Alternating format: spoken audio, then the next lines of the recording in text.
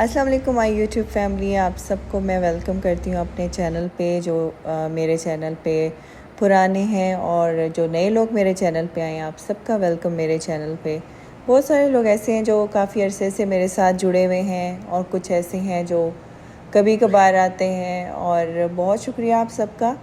आप लोगों ने मेरी पिछली 2 वीडियोस पे काफ़ी प्यार शो किया, थैंक यू सो मच।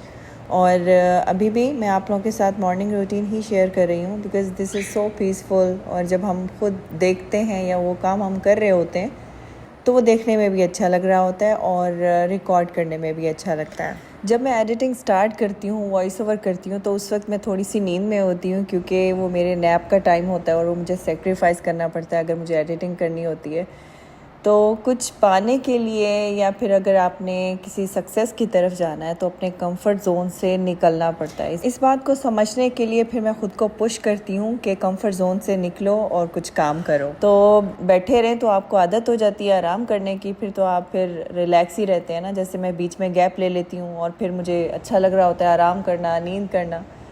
तो इसीलिए फिर कभी कभार सोचती हूँ कि कंफर्ट ज़ोन से निकल के ही आप कुछ हासिल कर सकते हैं। तो मैं भी आप लोगों को ये मैसेज देना चाहती हूँ कि जो लेडीज़ काम करना चाहती हैं उनको अपने कंफर्ट ज़ोन से निकलना पड़ेगा। और काम करना एक अच्छी बात है। अगर आप कोई जॉब कर रहे हैं या घर में बैठे बैठे आप कोई काम कर सकते हैं, it's a good thing.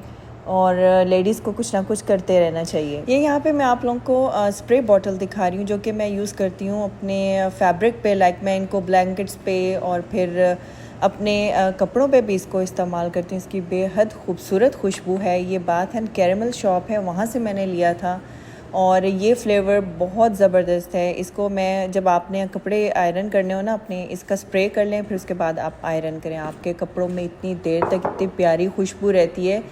Basically ये था फैब्रिक के लिए, लाइक ये क्लोथिंग के लिए था, लेकिन इसके बाद मैंने इसको ब्लैंकेट्स पे, अपने बेड पे भी स्प्रे करना शुरू कर दिया। इसको मैं एज अ एयर फ्रेशनर भी यूज़ करती हूँ और आप अपने ऊपर भी इसको लगा सकते हैं, लाइक अपने कपड़ों पे। ये तो नहीं कि अब मैं बॉडी की बात नहीं कर रही हूँ।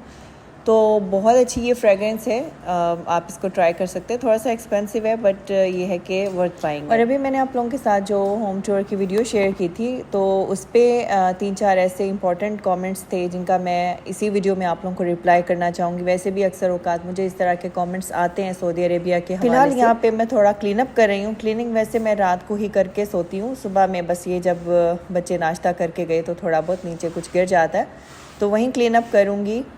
अच्छा जी, एक क्वेश्चन जो फ्रीक्वेंटली आता है, बहुत सारे लोग शिफ्ट होना चाहते हैं क्योंकि आपको पता है कि पाकिस्तान के हालात जिस तरह के हैं, और फिर इसके अलावा वैसे भी पूरी दुनिया में एक अजीब सी अनसर्टेनिटी है, तो उसकी वजह से लोग कहीं ना कहीं कोई ना कोई उनको प्रॉब्लम है, या फिर वो अपनी फ्यूचर के हवाले से, बच्चों के फ्यूचर के हवाले से एक जगह से दूसरी जगह मूव करने के लिए सोच रहे होते हैं।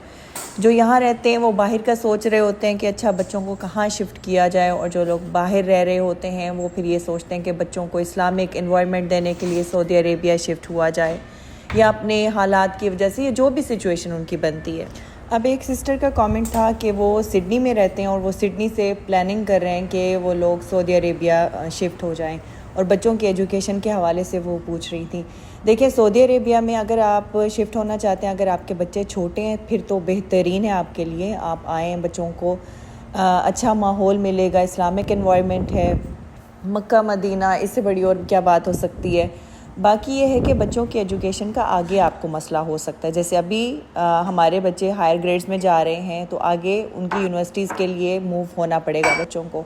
पाकिस्तान शिफ्ट करें या बाहर शिफ्ट करें तो उसके लिए फिर आपको मूवमेंट करनी पड़ेगी। तो अगर आपके बच्चे हायर ग्रेड्स में हैं फिर तो सोच समझ के फ़ैसला कीजिएगा, क्योंकि या तो फिर पेरेंट्स को या फिर बच्चों को आपको कहीं बाहर सेटल तो करना है, क्योंकि यहाँ पे तो उनके लिए फिर मसला बनेगा उनकी एजुकेशन का। यहाँ पे तो आपको वो एजुकेशन नहीं मिल सकती है।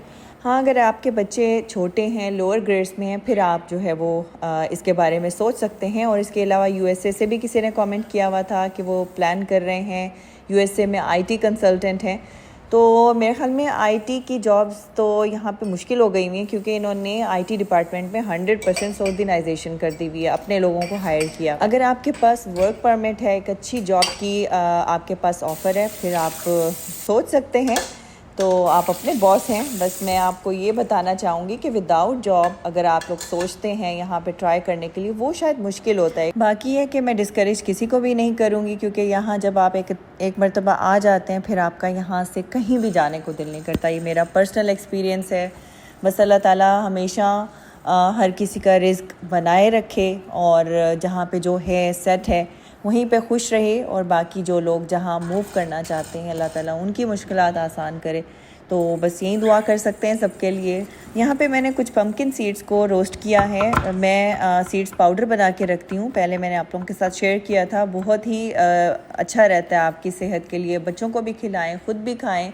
तो अभी मेरे पास बाकी सीड्स ख़त्म हुए थे, तो एक दिन पहले पम्पकिन सीड्स के दोबारा से मैंने बेनिफिट्स पढ़े, तो मुझे फिर जोश चढ़ा। मैंने फ्रिज से निकाला, इनको रोस्ट किया। मैंने कहा चलें अभी सीरियल बनाती हूँ तो उसमें ऐड करके इसको खा लेते हैं। तो ये आप अपनी डाइट में ज़रूर शामिल करें, ये हेल्थ के लिए बहुत अच्छे हैं और इससे आपकी एंजाइटी दूर होती है, आपकी नींद अच्छी आती है आपको, और ओवरऑल इसके बहुत ज़्यादा बेनिफिट्स हैं। अगर मैं बात करूँगी तो फिर बाकी जो मैंने क्वेश्चन का रिप्लाई करना है वो रह जाएगा। तो अभी बस मैंने इसमें कुछ आलमंड्स ऐड किए हैं, कॉर्नफ्लेक्स ऐड किए हैं, मिल्क, और फिर उसके बाद ये पम्पकिन सीड्स ऐड करके ये मेरा जो है वो ब्रेकफास्ट तैयार हो गया। और इसके अलावा सऊदी अरेबिया में लिविंग कॉस्ट कितनी है वो भी मैं आप लोगों के साथ एक प्रॉपर वीडियो में शेयर करूँगी, क्योंकि उसके लिए मुझे हस्बैंड की हेल्प लेनी पड़ेगी। तमाम कैलकुलेशन करके फिर ही मैं आप लोगों को रिप्लाई कर सकती हूँ। और अभी यहाँ पे लंच टाइम होने वाला था, तो खाना बनाना था मुझे। तो सबसे पहले मैंने आटा गूंदा। जब से मैंने ये डो मिक्सर लिया है ना, तो मेरी लाइफ आसान हो गई है। यहाँ पे ये वाले गैजेट्स जो हैं वो हमारी लाइफ को आसान कर देते हैं। लाइफ को आसान करने के साथ साथ मैं समझती हूँ कि हाइजीनिक पॉइंट ऑफ व्यू से भी ये मशीन बेहतर है, क्योंकि जैसे पाकिस्तान में इधर उधर लोग हेल्पर से आटा बनवा लेते हैं, तो उनके हाथ बाज़ौक़ात नहीं धुले हुए होते हैं या लापरवाही अगर वो लोग करते हैं। तो मेरे ख्याल में ये ज़्यादा बेहतर है कि इस तरीके से आप अपने सामने खुद आटा गूंद लें, और आपको सफाई का मतलब वहम नहीं रहेगा कि हाथ किसी के साफ़ हैं या नहीं हैं। तो हमारे लिए तो यहाँ पे ये गैजेट्स जो है ना वो बहुत बड़ी हेल्प हैं, इससे हमें काफ़ी हेल्प मिल जाती है। और अच्छा, एक और क्वेश्चन अक्सर औकात जब मैं घर के हवाले से कोई बात करती हूँ, जब हम कोई घर चेंज करने की बात करते हैं, या जैसे रिसेंटली हम लोगों ने घर चेंज किया है, तो जो लोग यूके यूएसए साइड पे रहते हैं तो वो ये सवाल करते हैं कि आप अपना घर क्यों नहीं ले लेते हैं सऊदी अरेबिया में, वो ज़्यादा बेहतर नहीं है?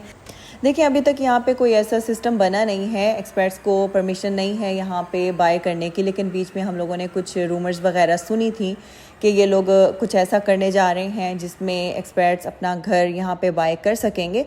और अभी फ़िलहाल तो ऐसी कोई सिचुएशन नहीं है। अगर इस तरह से होता तो बहुत अच्छी ये एक अपॉर्चुनिटी थी एक्सपर्ट के लिए, सेविंग भी थी, और हम लोग इस रेंट के झंझट से भी बच जाते और अपना घर होता। अपने घर में बात ही कुछ और होती है। तो जबकि यूएसए, ऑस्ट्रेलिया और यूके में तो लोग अपना घर बाय कर लेते हैं, लेकिन अभी यहाँ पे ऐसा कुछ नहीं है। अगर हुआ तो इंशाल्लाह ताला आप लोगों के साथ ज़रूर शेयर करेंगे। आई थिंक आप लोगों को क्लियर हो चुका होगा कि सऊदी अरेबिया में एक्सपर्ट्स अपनी प्रॉपर्टी बाय नहीं कर सकते हैं।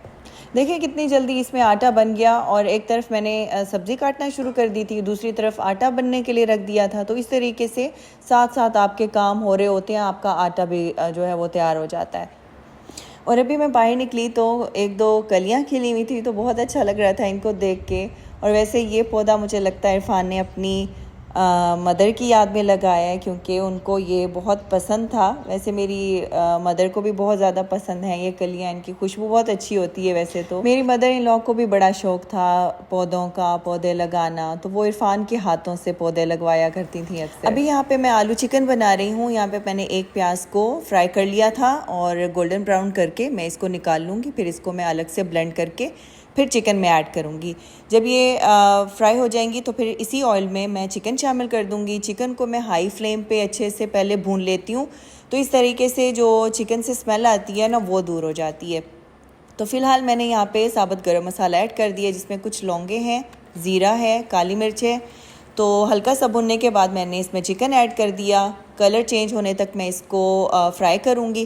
फिर उसके बाद मैं इसमें मसाले शामिल करूँगी। पहले हल्दी शामिल करूँगी, हल्दी के साथ इसकी भुनाई करूँगी। फिर उसके बाद बाकी के मसाले शामिल करूँगी।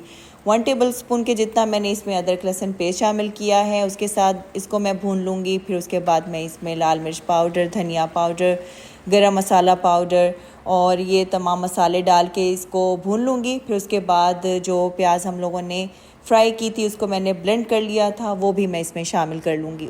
और अभी मैं यहाँ पे अपने कुछ सब्सक्राइबर्स के नाम लेना चाहूँगी। ताहिरा फ्रॉम कतर, और इसके अलावा सहबा नवीद आई थिंक कोयटा से हैं या फिर कोई और सिटी था, तो एक और सब्सक्राइबर का नाम भूल गई हूँ। प्लीज़ आप मुझे दोबारा कमेंट कीजिएगा तो मुझे याद आ जाएगा। एक्चुअली कमेंट्स पीछे चले जाते हैं तो इसलिए मेरे जहन से नाम चले जाते हैं, और बाज़ औक़ात मैं नाम लेती हूँ उनको पता ही नहीं होता मैंने उनके नाम लिए हैं। आई थिंक अगर आप लोगों को व्लॉग में नाम मेंशन करवाना हो ना तो व्लॉग को आप पूरा देखा करें, क्योंकि मुझे अब अंदाज़ा नहीं होता कि किस वक्त मैंने नाम मेंशन करना है। जहाँ मुझे 1-2 मिनट का गैप मिलता है तो उसमें मैं नाम मेंशन कर देती हूँ। तो अभी मैंने यहाँ पे टमाटर भी ब्लेंड करके डाल दिए थे, तकरीबन मैंने इसमें 3 टमाटर ऐड किए हैं। इसके साथ भी मैं इसको अच्छे से भून लूँगी।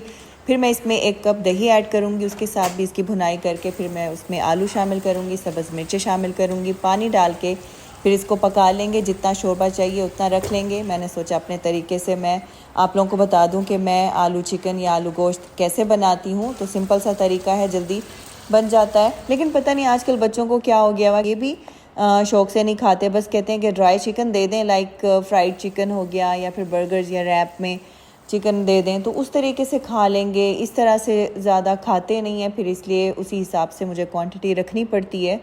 तो पता नहीं बच्चों को क्या होता जा रहा है कि बच्चे हेल्दी फूड की तरफ से आहिस्ता आहिस्ता हटते जा रहे हैं। बाहर का खाना इनको अच्छा लगता है। तो जितनी भी आप लोगों ने आदत दी हुई हो ना हेल्दी खाने की, बच्चे ने कहीं ना कहीं ट्रैक से हटना ही होता है खाने के मामले में। तो खैर ये हर पेरेंट्स की जो है वो परेशानी है, इधर उधर से मैं सुन रही होती हूँ। कुछ लोग इस प्रॉब्लम को फेस कर रहे होते हैं और कुछ लोगों के बच्चे बहुत अच्छे तरीके से खा भी लेते हैं, जो कि बहुत बड़ी ब्लेसिंग है। यहाँ पे मैंने कंफर्टर को वॉश किया था, ड्राई हो गया था, तो अभी मैं इसको फोल्ड करके वापस रूम में रख दूँगी। आई होप आज का व्लॉग आप लोगों को अच्छा लगा होगा। व्लॉग को लाइक भी ज़रूर कर दीजिएगा, सब्सक्राइब भी ज़रूर कर दीजिएगा। बहुत अरसा हो गया, मैं 60 की रेंज पे खड़ी हूँ। अब आपने मुझे जल्दी से 70 पे पहुँचाना है। पहुँचा तो वैसे मुझे 100 के पे दें, लेकिन वहाँ तक नहीं पहुँचा सकते, एटलीस्ट 60 से मुझे हटा दें। तो खैर आज के व्लॉग को मैं इधर ही एंड करती हूँ। मिलती हूँ आपसे नेक्स्ट व्लॉग में, तब तक के लिए अल्लाह हाफिज़ एंड टेक केयर।